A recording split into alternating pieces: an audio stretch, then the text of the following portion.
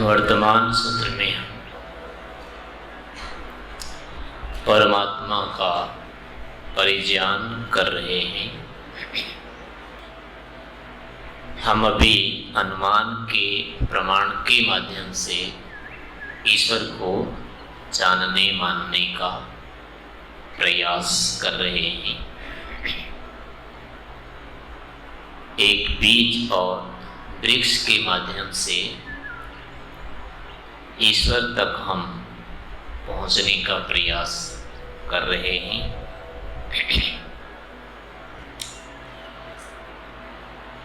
एक बात लोक में प्रसिद्ध है, विज्ञान के द्वारा यह सर्वत्र प्रचलित है। सेब का फल पृथ्वी पर क्यों गिरता है? पृथ्वी के आकर्षण के कारण। इस बात को हर कोई जानता है, मानता है। इसी के साथ दूसरी बात भी वहीं पर है, गुरुत्वाकर्षण के कारण ऊपर उठा हुआ फल पृथ्वी पर आ जाता है, लेकिन ये वृक्ष ऊपर कैसे चला जाता है? क्या पृथ्वी के विपरीत आकर्षण वहाँ है या अन्य कोई कारण है जिससे पेड़ ऊपर क्यों चला जाता है? पहले वृक्ष के एक एक अवयव में सदा ही पृथ्वी पर गिरने की स्थिति होती है। इसका मतलब है कि उसके एक एक अवयव में पृथ्वी का गुरुत्व विद्यमान है। इसी अवस्था में पेड़ ऊपर हो रहा है, पृथ्वी के विरुद्ध जा रहा है। तो पेड़ ऐसा दुस्साहस कैसे कर देता है?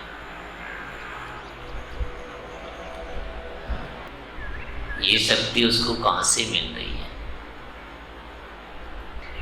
पूरा बीज पृथ्वी से आकर्षित है, जिससे सिद्ध है कि उसमें किसी भी अवयव में नहीं ऊपर जाने की। फिर भी यदि ऊपर जा रहा है तो अब मानना पड़ेगा कि पृथ्वी और बीज के जितने अवयव हैं उससे अतिरिक्त कुछ अंश जरूर जुड़ता है उसमें विशेष।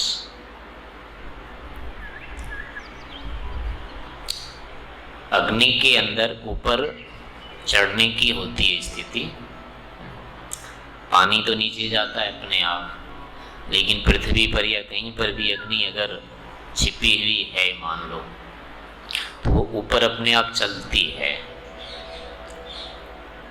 लेकिन उसको कम से कम खोलना तो पड़ेगा, ढक्कन जलाना तो पड़ेगा उसको। अपने आप से अग्नि नहीं कर सकती है गति, वो पहले उत्पन्न ही नहीं होगी। वो उत्पन्न होगी तो अब टकरा करके ऊपर जा सकती है, लेकिन अग्नि स्वयं उत्पन्न नहीं होती है पहले, जहां भी अगर रहती है तो बीज के अंदर मान लो अग्नि उत्पन्न हो करके उसके अवयवों को उठाने भी लग जाए, ऐसा कहेंगे अग्नि उठाती है, उसमें अग्नि होती है, कहीं से अग्नि आ जाती है, उसके अवयवों को उठाने लगती है, तो प्रकट अग्नि तो उठा नहीं सकती, वो पहले जला देगी उसको। तो अब निश्चित है कि उसके अवयव से अतिरिक्त अग्नि चाहिए वहां पर कोई और, जो उसके अंकुर को फिर विपरीत दिशा देगी, क्योंकि पृथ्वी से विपरीत चलने में किसी की नहीं, अग्नि के अतिरिक्त किसी की सामर्थ्य नहीं है। अग्नि ही केवल पृथ्वी के विरुद्ध क्रिया करती है, नहीं वायु तो ऐसी अपनी स्थिति में रहती है, वो सीधे विपरीत नहीं है ना पृथ्वी के, तिर्यक है उसका तिरछा चलना, वो अग्नि के कारण जाती है। पानी भी उठ करके जाता है ऊपर, लेकिन वो अग्नि के कारण जाता है। नहीं, पृथ्वी के विरुद्ध क्रिया करने में केवल अग्नि कारण है बस, यहाँ भूतों में से। और कोई नहीं है। पानी को आप मोड़ के ऊपर उठा सकते हैं, भले ये अलग हो गया, लेकिन वो गिर जाएगा फिर नीचे। वायु को भी आप नीचे करें या ऊपर करें, लेकिन आपको करना होगा, उसमें ऊपर जाने की गति नहीं होती है, स्वभाव नहीं है उसका। ऊपर उठना ही नहीं, पृथ्वी के विरुद्ध गति करना ये स्वभाव में केवल अग्नि के है और किसी में नहीं है। तो इसलिए पृथ्वी से जो भी कोई भूत ऊपर उठेगा वो केवल अग्नि की सहायता से उठेगा और किसी से नहीं उठेगा। यहाँ पर तो बीज के भी अंकुर को या तो अग्नि ऊपर उठाए वहाँ, ये हो सकती है संभावना एक। लेकिन अग्नि उससे जुड़ेगी कैसे या प्रथम अग्नि वहाँ प्रकट कैसे होगी, ये प्रश्न फिर भी रहेगा। गाड़ी को तो चला देता है ना ये ड्राइवर, ये जो भी होता है, इंजन से अग्नि बन हो तैयार होती है और वो गाड़ी को चला देती है, लेकिन वहाँ उसको शुरू तो करना पड़ता है। तो यहाँ भी अग्नि को यदि मान भी ले थोड़ी देर के लिए, अंकुर को ऊपर ले जाना शुरू करती है, तो अग्नि को आरंभ करने के लिए फिर भी चाहिए शक्ति। कोई न कोई मतलब रोका हुआ है, पहले गति नहीं है वहाँ, फिर वहाँ शुरू करता है। तो इस कारण से केवल बीज के अवयव नहीं हो सकते कारण। अब वहाँ धूप होती है, जो कुछ होती है बाद में आ करके ये मान सकते हैं उसको फोड़ती है, वो फोड़ने के बाद उसके भीतर जो जमा होता है वो निकलने लग जाता है। तो इसके विरुद्ध भी वहाँ पर एक और होता है, बीज में से दो अंकुर निकलते हैं, एक नीचे जाता है एक ऊपर जाता है। इसको अग्नि नहीं कर सकते नियंत्रित, अग्नि का काम नहीं हो सकता है, विरोधी क्रिया है। एक ही बीज में या तो ऊपर ले जा सकती थी अग्नि उसको, पर दूसरे अंकुर को नीचे नहीं डाल सकती वो। इसलिए निश्चित है कि अग्नि वहाँ गति का हेतु नहीं है। जल भी नहीं है, जल होता तो दोनों को नीचे ले जाता, अग्नि केवल होती तो दोनों को ऊपर करती। लेकिन अंकुर यहाँ विरुद्ध उत्पन्न होते हैं, एक नीचे जाता है एक ऊपर जाता है। सभी बीजों में समान होता है ये नीचे ऊपर जाना, एक पृथ्वी के अंदर जाता है एक पृथ्वी के ऊपर जाता है।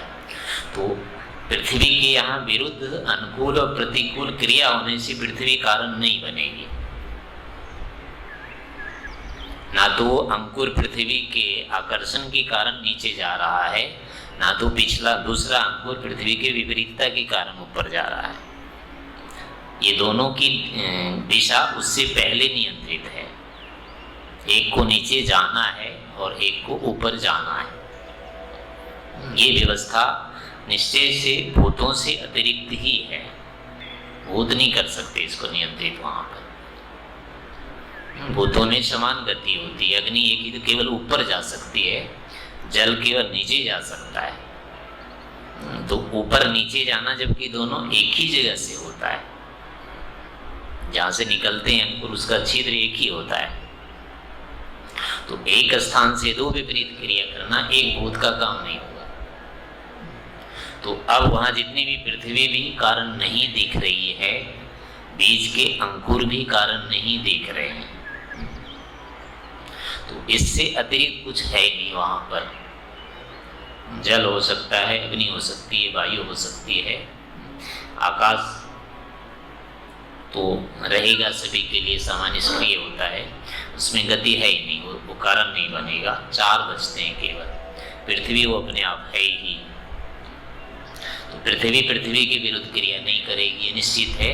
वो आकर्षित होने से उसका हो गया है, वहाँ पर वो आकर्षण वाला बीज पृथ्वी के से सट करके बैठा हुआ है।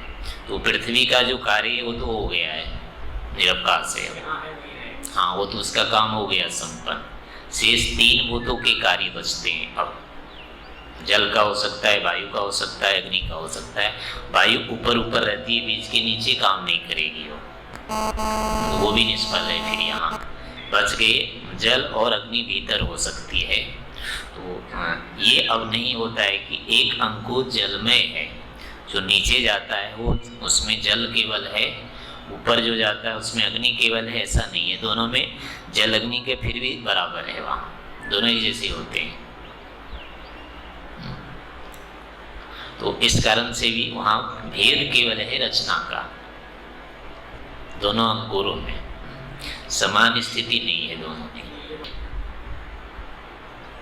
और बीज चूंकि एक ही जगह नहीं कहीं भी होगा विकसित, देश के साथ पृथ्वी की किसी अवयव विशेष से नहीं है संबंध वहां भी, तो पृथ्वी भी कारण नहीं है, बीज स्वतंत्र कारण है अपने आप में।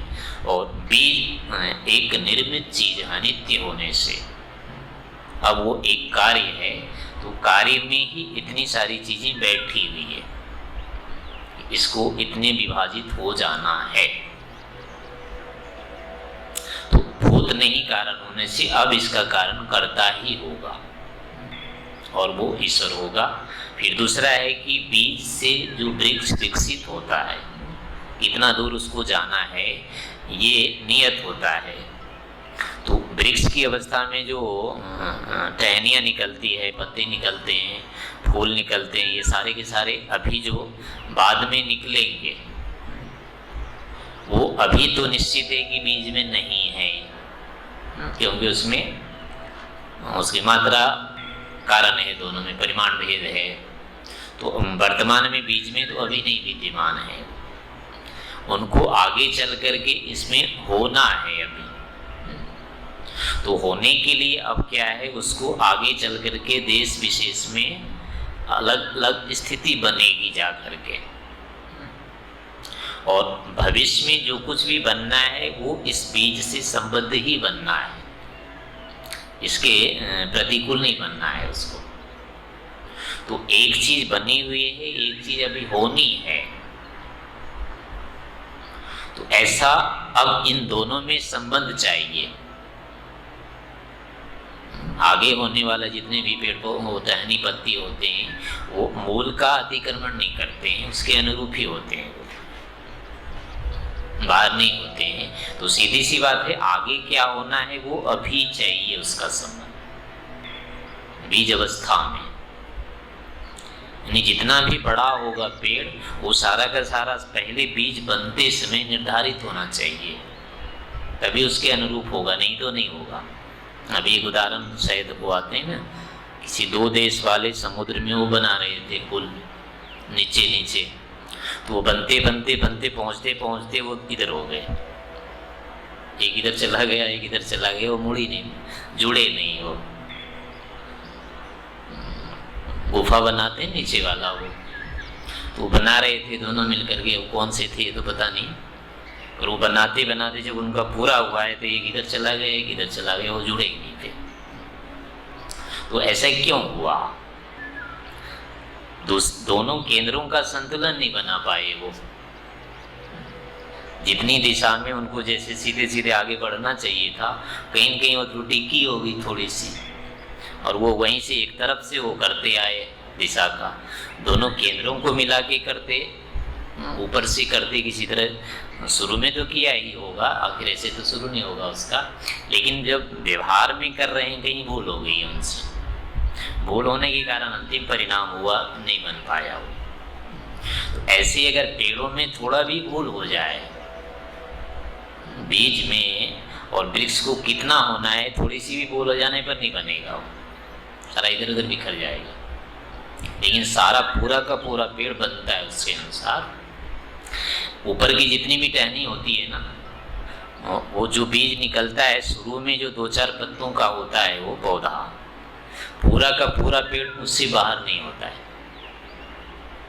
जितनी भी टहनी देखिए, सभी टहनियाँ एक जैसी होती है और पूरा पेड़ के जैसा होता है।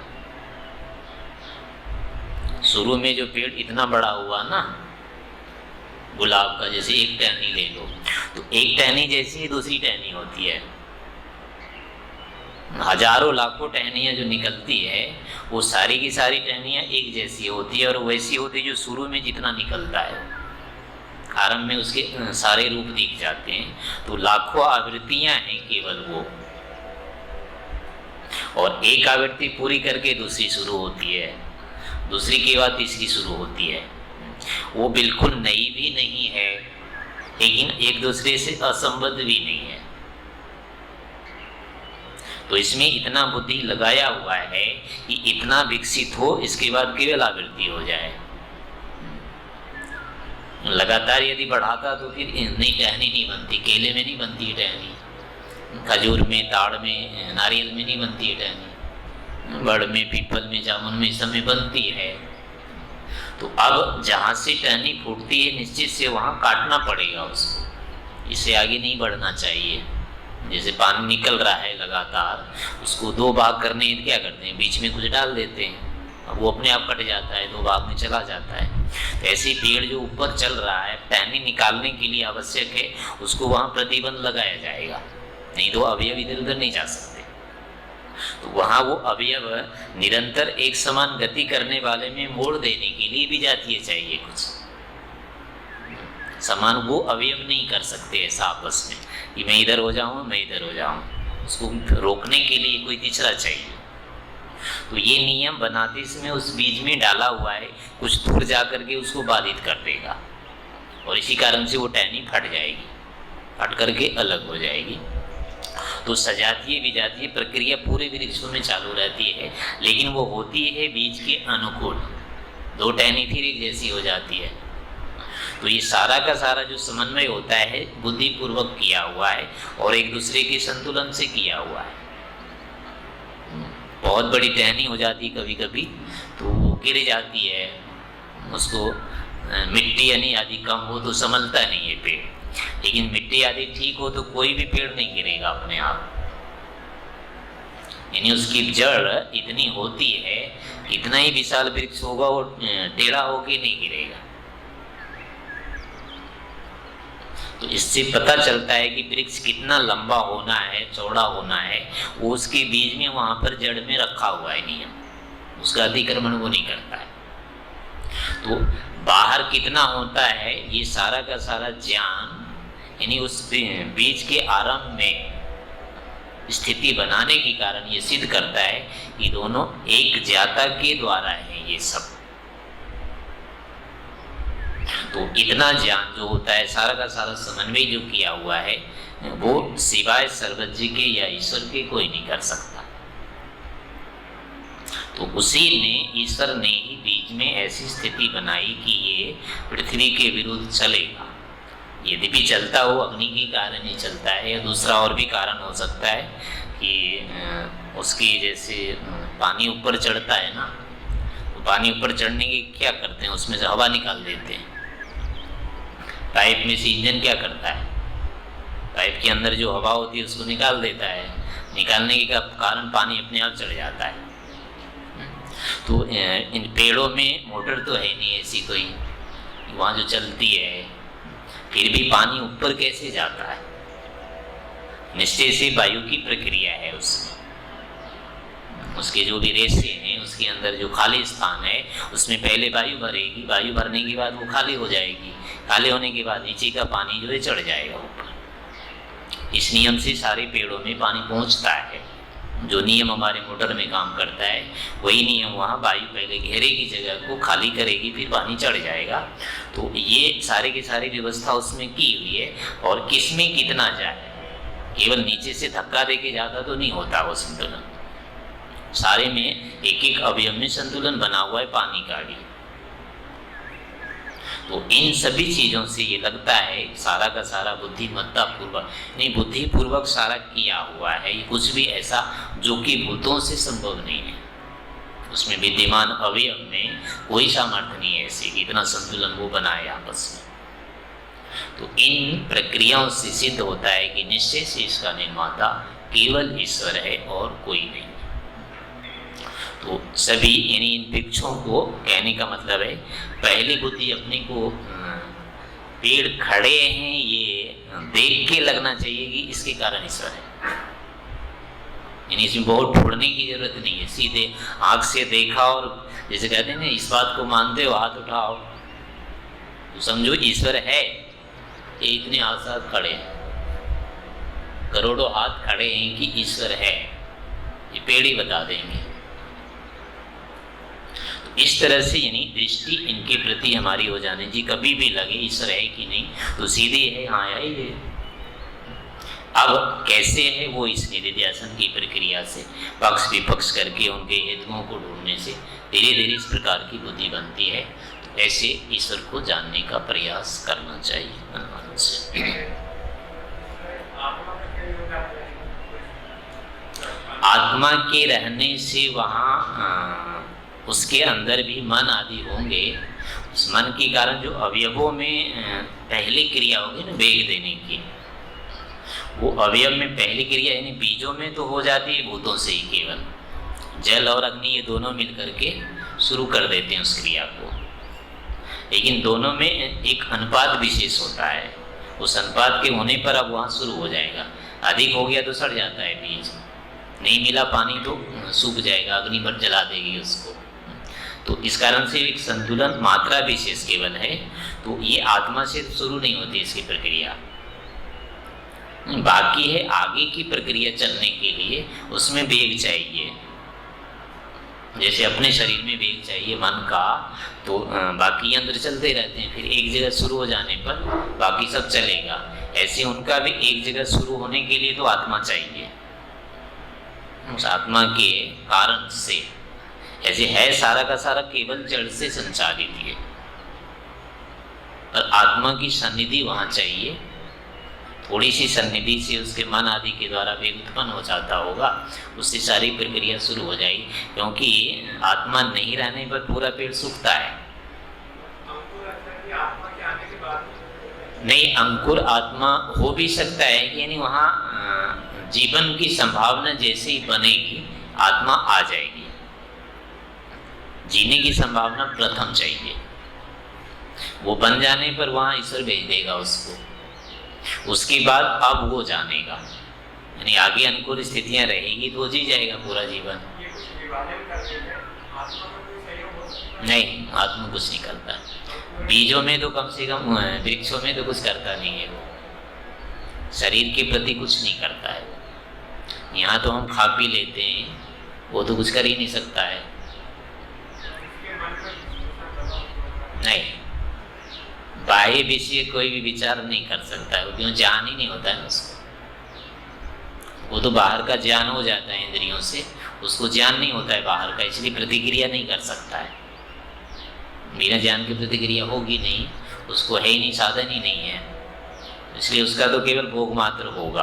आंतरिक जो भी होता है मानसिक, वही सारा करता है, इस निर्माण से संबंधित कोई क्रिया नहीं करता है।